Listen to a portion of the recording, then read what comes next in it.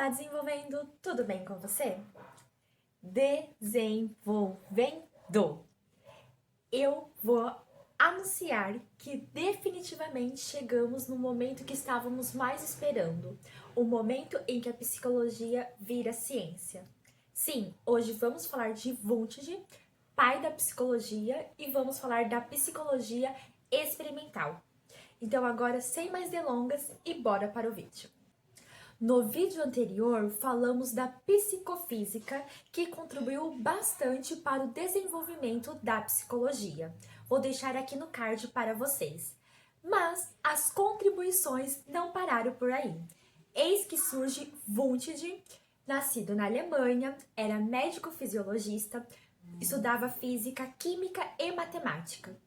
E ele foi o fundador de um laboratório da área da psicologia que teve bastante sucesso.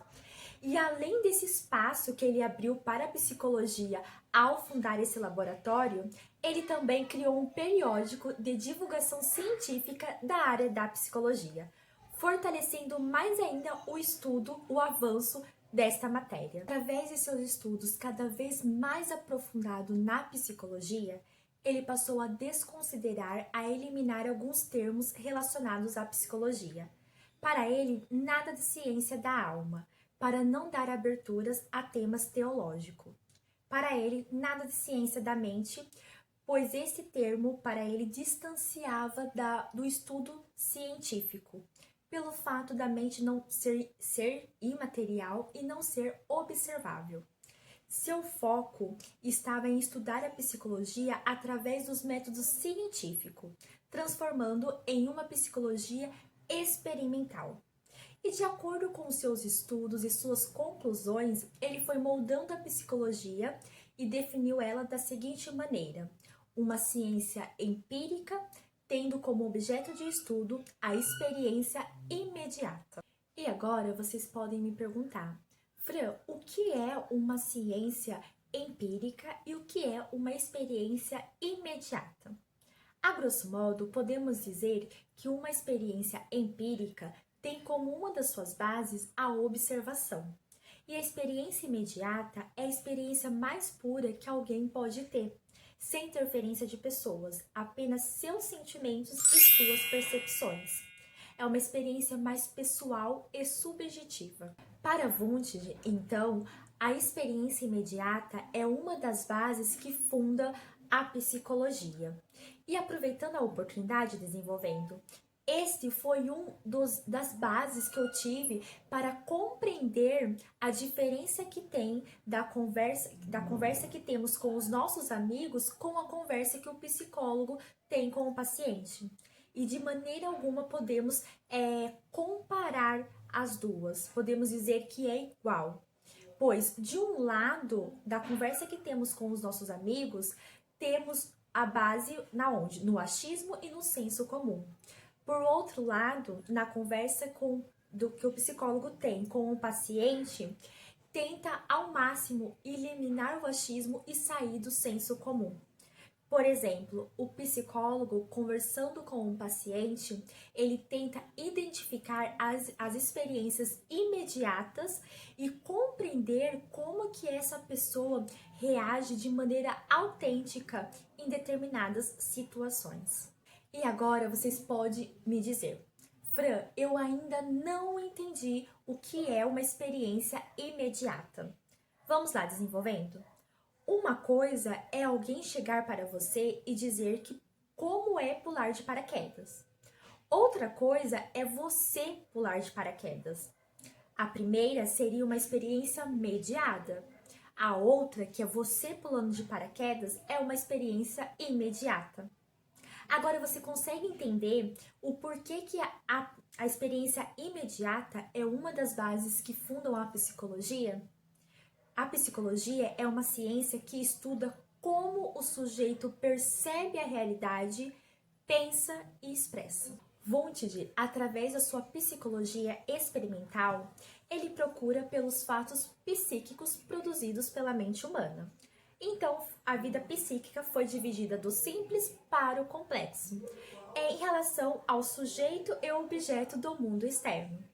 Os elementos psíquicos são conhecimentos que podem ter através das sensações objetivas e os sentimentos simples que delas derivam, subjetivas.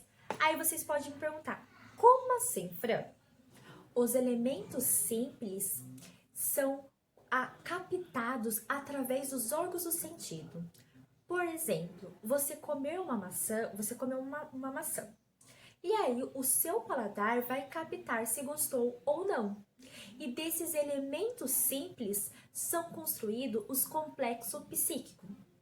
Para Wundt, os complexos psíquicos são as representações, os sentimentos compostos, os afetos.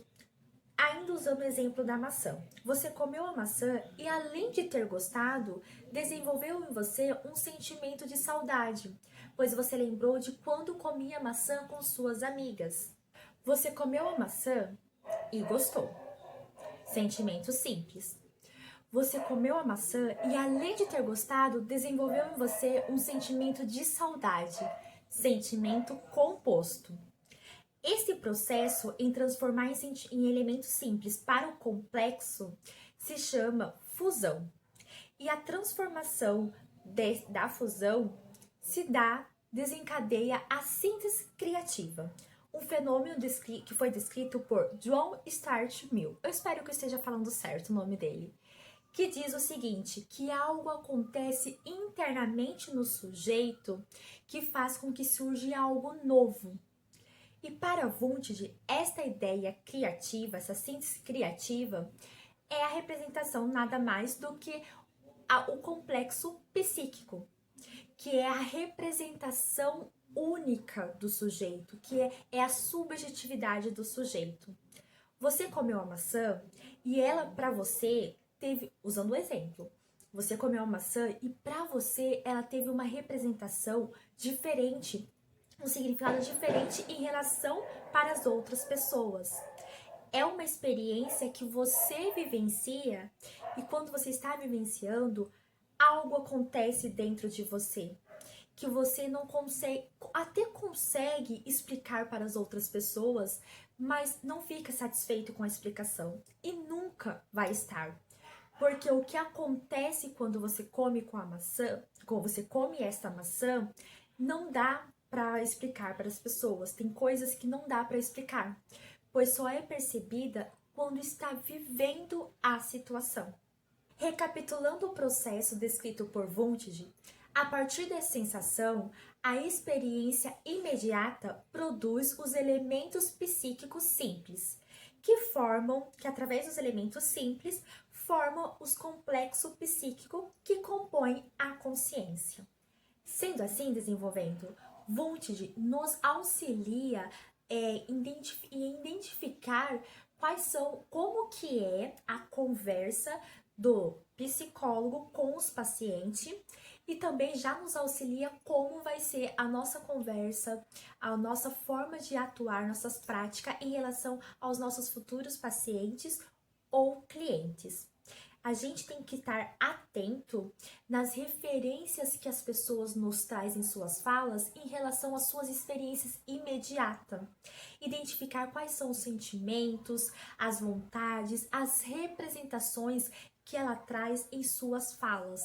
E isso tem que ser um processo de muita atenção, muita observação para pegar a forma autêntica da pessoa em suas falas, sem interferências externas. Bom, desenvolvendo, esse foi o vídeo de hoje.